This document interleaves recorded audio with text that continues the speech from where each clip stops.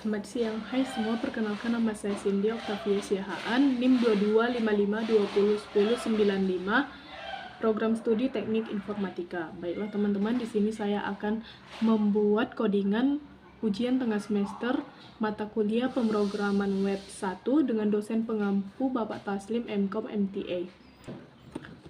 Baik teman-teman, untuk langkah awalnya adalah kita membuat file HTML-nya terlebih dahulu. Saya akan membuat filenya dahulu. Untuk nama file HTML ini bebas, terserah apa aja.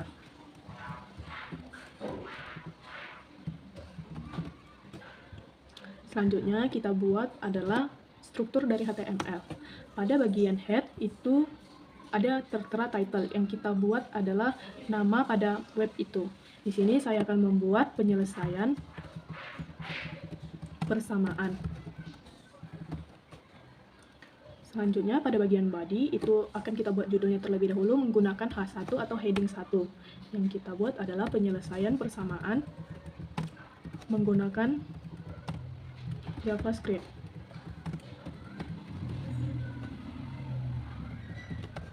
Kita akan membuat label untuk menginput variabel dari setiap nilai A, B, dan C. Kita akan membuat label terlebih dahulu untuk variabel A, yang dimana label for itu isinya adalah nilai A, dan kita buat kalimatnya adalah masukkan nilai A. Setelah itu kita akan membuat kode inputnya terlebih dahulu, yaitu dengan tipe number atau angka, dengan ID yang sama dengan label, yaitu nilai A. Untuk label for dan ID dan input ID itu harus sama. Selanjutnya kita akan membuat untuk variabel B.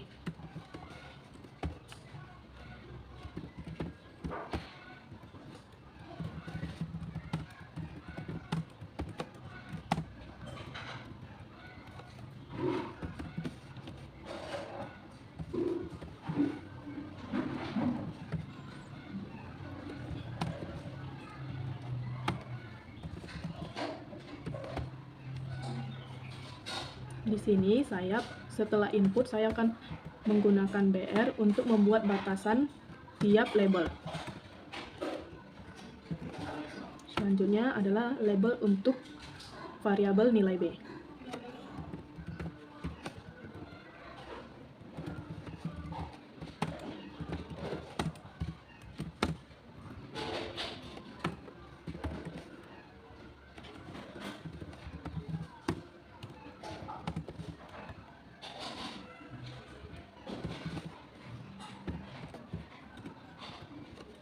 Setelah itu kita akan membuat klik button.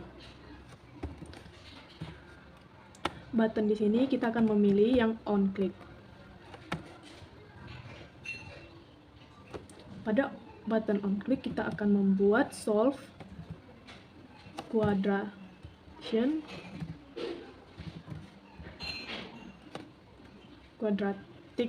equation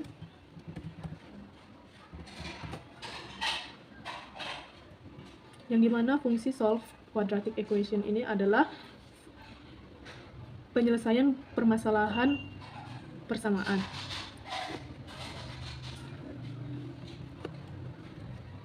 Setelah itu, di sini kita akan membuat hitung hasil. Setelah button on click-nya selesai, kita akan membuat div ID yang nantinya ini adalah acuan pada output terakhir. Di sini kita isi hasil X. Setelah itu kita akan membuat script rumus untuk penyelesaian permasalahan pada persamaan, yaitu dengan memasukkan function. Di sini kita akan memasukkan function solve quadratic equation.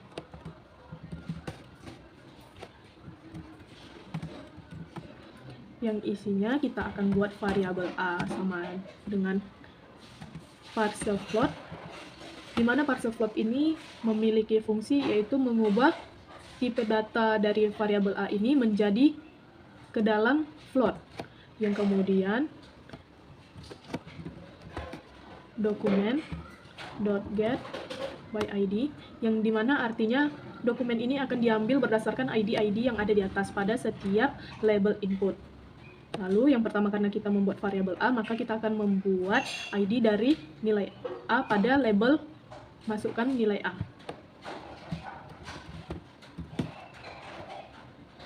Setelah itu titik value. Kita tidak boleh lupa untuk membuat titik koma di ujung. Selanjutnya kita pada variabel B. Untuk skripnya masih sama dengan variabel A, yaitu menggunakan parser float diambil dari dokumen get element by ID, yaitu nilai B titik value. Kemudian pada variabel C juga sama, yaitu parser float, lalu dokumen .get element by ID, yang dimana ID-nya adalah nilai C titik value. Setelah itu, setelah variabel A, B, dan C sudah kita buat, selanjutnya variabel X, yang dimana itu ada pada soal. Variabel X sama dengan B ditambah math.sqrt. Pada math.sqrt ini adalah fungsi matematika yang berguna untuk menjawab dari akar pangkat suatu bilangan. B dikali B. Untuk tanda kali pada program ini yaitu ditandai dengan tanda bintang. B dikali B dikurang buka kurung 4 dikali A dikali C tutup kurung, kemudian dibagi dalam kurung 2 kali A, diakhiri dengan tanda titik. Selanjutnya untuk menghasilkan outputnya atau hasil akhirnya yaitu dengan dokumen titik get element by ID, yaitu hasil X pada div ID.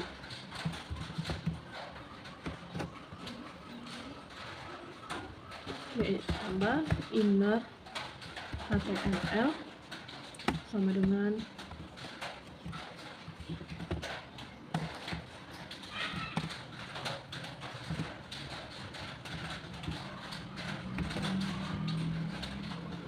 dan inilah script untuk membuat atau menjawab dari soal persamaan menggunakan bahasa pemrograman JavaScript.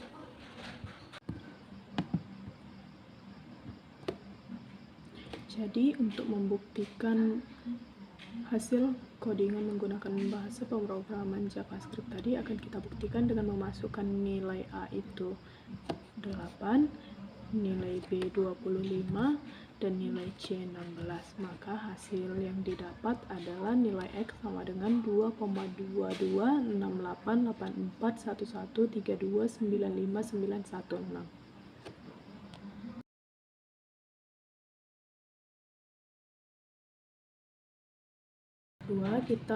Yang kita lakukan pertama kali adalah membuat file HTML terlebih dahulu dengan format nama yang bebas.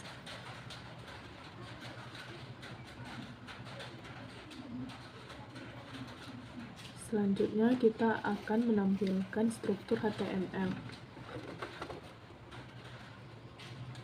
Selanjutnya pada struktur head terdapat title yang harus kita isi. Saya mengisi menu web. Pada title ini bebas mau mengisi dengan nama apa saja. Selanjutnya kita membuat file CSS dengan format nama yang bebas juga. Setelah itu pada file HTML kita akan menarik file CSS tadi dengan tag link dan memilih file CSS tadi. Selanjutnya pada body kita akan membuat kelas dengan div class yang bernama wrap.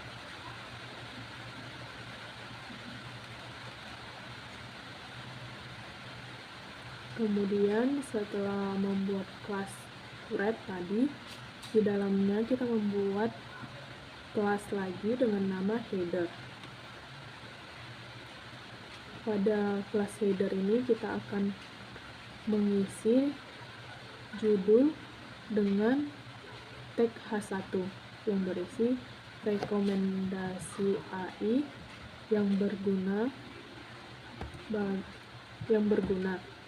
Selanjutnya setelah membuat judul, kita akan membuat paragraf dengan tag P yang berisi berikut AI yang berguna bagi mahasiswa sampai saat ini.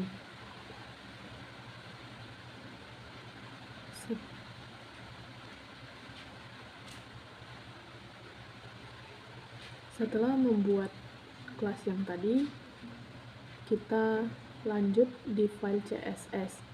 Pada file CSS ini kita akan memanggil kelas yang kita buat tadi dengan menggunakan titik. Di sini kita memanggil kelas wrap yang akan kita beri background dengan kode warna berikut.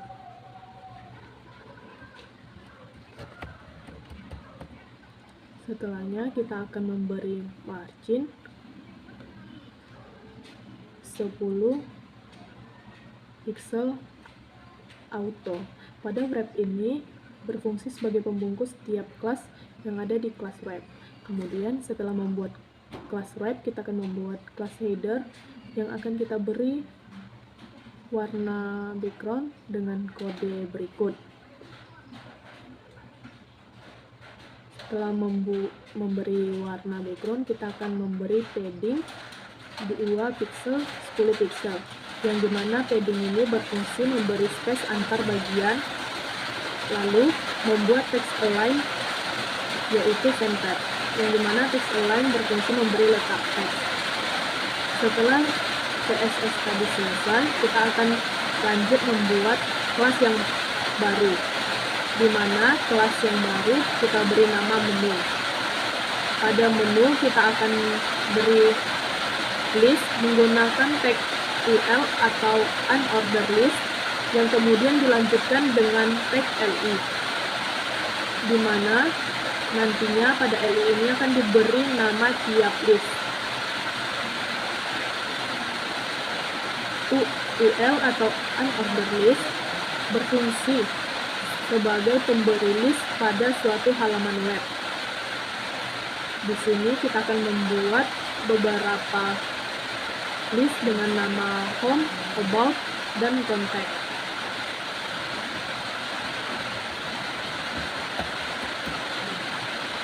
Setelah itu, kita pindah ke halaman CSS. Kita lanjut dengan kelas menu yang barusan kita buat. Pada kelas menu, kita akan memberi background dengan kode warna berikut.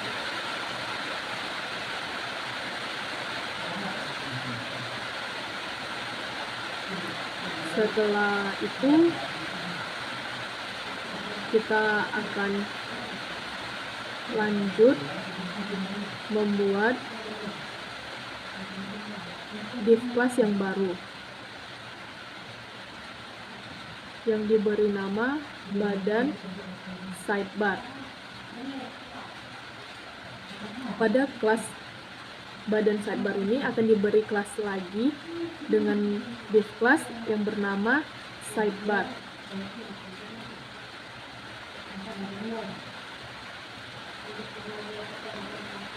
Setelah itu, pada kelas sidebar tadi kita akan membuat paragraf dengan nama info lainnya. Setelah membuat paragraf, kita akan membuat list lagi seperti sebelumnya menggunakan tag UL yang dilanjutkan dengan tag LI. Setelah itu, pada list ini akan diberi nama masing-masing. Di sini bebas menggunakan apa saja. Bebas mengisi apa saja juga. Kemudian di sini saya mengisi beberapa nama.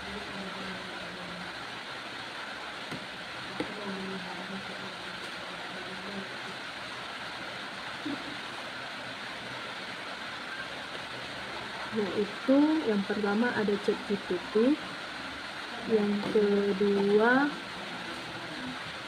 slide.io, yang ketiga Midjourney, yang keempat ada fireflies.id.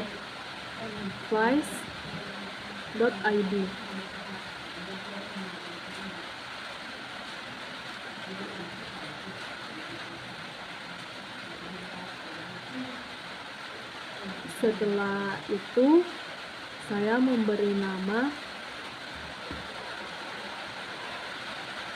Grammarly. Di sini saya membuat ada beberapa list seperti pada video.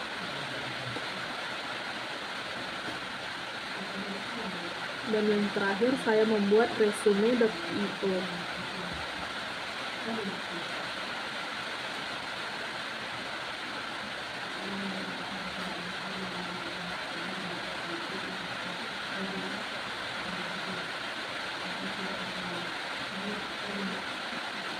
Selanjutnya kita pindah ke file CSS.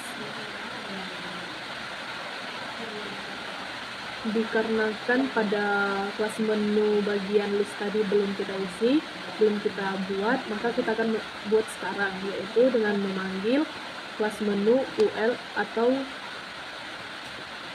unordered list, yang dimana pada menu UL ini akan kita isi padding left, yang artinya padding left ini berfungsi untuk memberi space di kiri sebanyak 42%. Kemudian pada margin kita akan membuat 0. Di sini margin itu berfungsi sebagai space di luar elemen web. Setelah margin kita membuat background dengan kode seperti di video.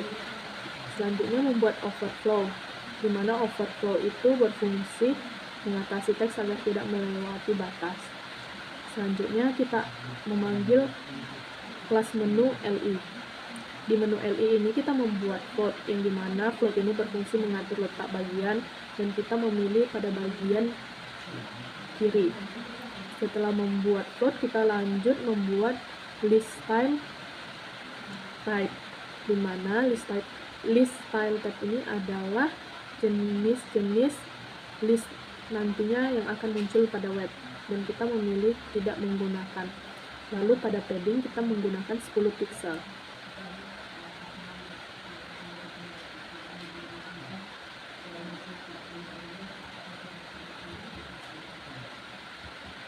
Selanjutnya kita akan membuat CSS pada kelas badan sidebar. Yang pertama adalah height, yang dimana kita akan membuat tinggi kelas sidebar ini menjadi 600 pixel. Setelah itu kita akan membuat justify content, yang dimana fungsinya mensejajarkan item-item supaya berada di tengah, karena center itu artinya di tengah. Setelah selesai pada badan sidebar, kita lanjut ke kelas sidebar. Di kelas sidebar ini kita akan mengisi backgroundnya dengan kode warna seperti pada video.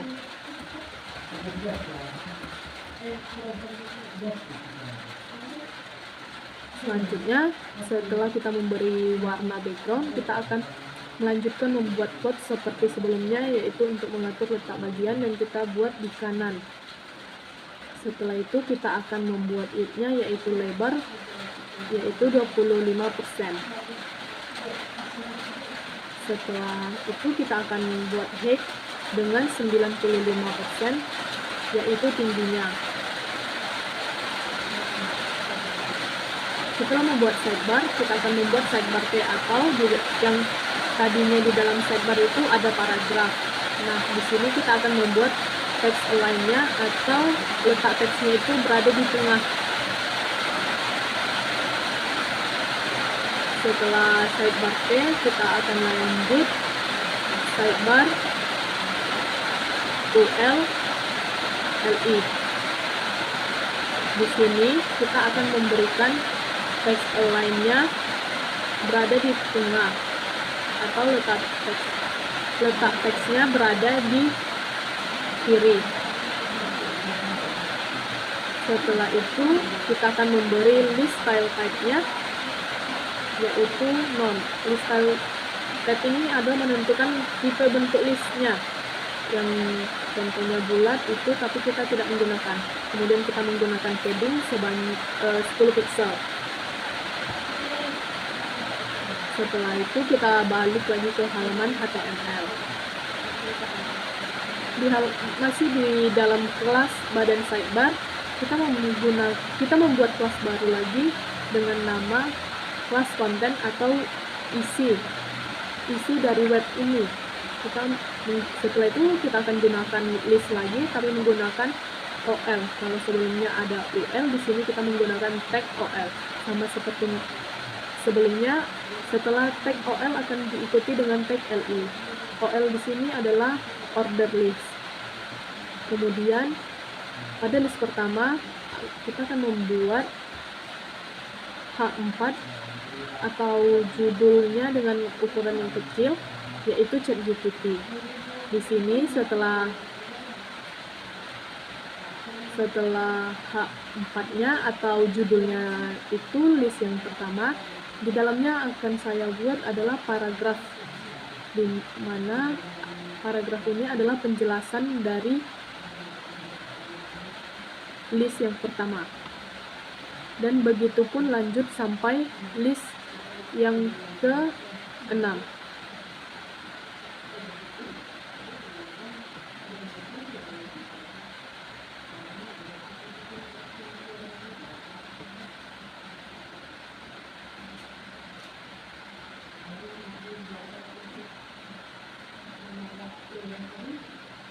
Di sini saya membuat ada 6 list. Jadi sama seperti list pertama, di mana ada judul, maka saya akan memberikan paragraf juga sebagai penjelasan di bawahnya.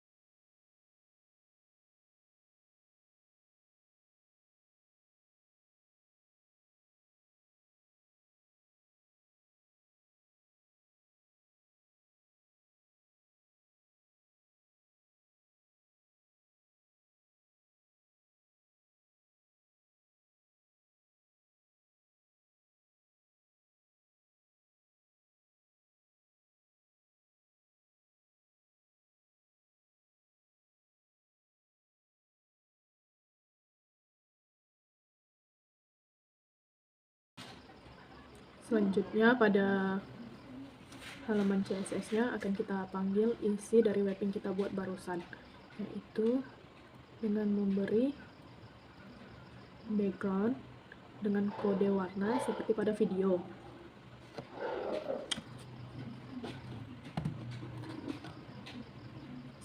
Selanjutnya pada halaman CSS kita akan memanggil kelas konten yang barusan kita buat, yang dimana pada kelas konten ini kita akan mengisi background dengan kode seperti pada video.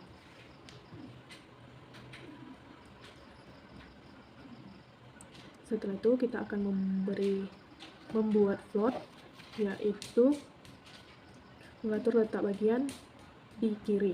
Selanjutnya kita akan membuat tingginya 95% dan dilanjutkan dengan lebarnya 75%.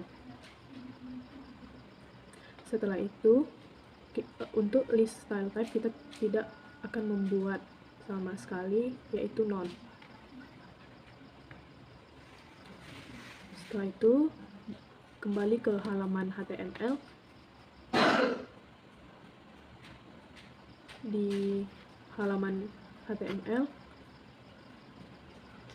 kita akan membuat div class yang baru yang diberi nama footer.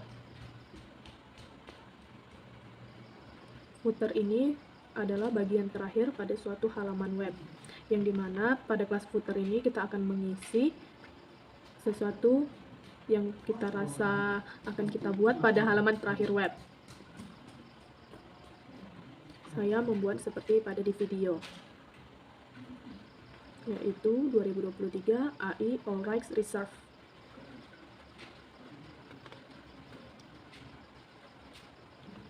Lalu kita kembali ke halaman CSS-nya dan kita akan memanggil kelas footer yang terakhir, yaitu kita membuat lebarnya 100%, kemudian kita membuat paddingnya 10 pixel. Setelah itu kita akan membuat letak teks berada di tengah. Untuk file HTML ini adalah sidebar, lalu header, kemudian menu, dan ini adalah konten atau isi yang kita buat tadi, dan terakhir adalah footer. Sekian, terima kasih.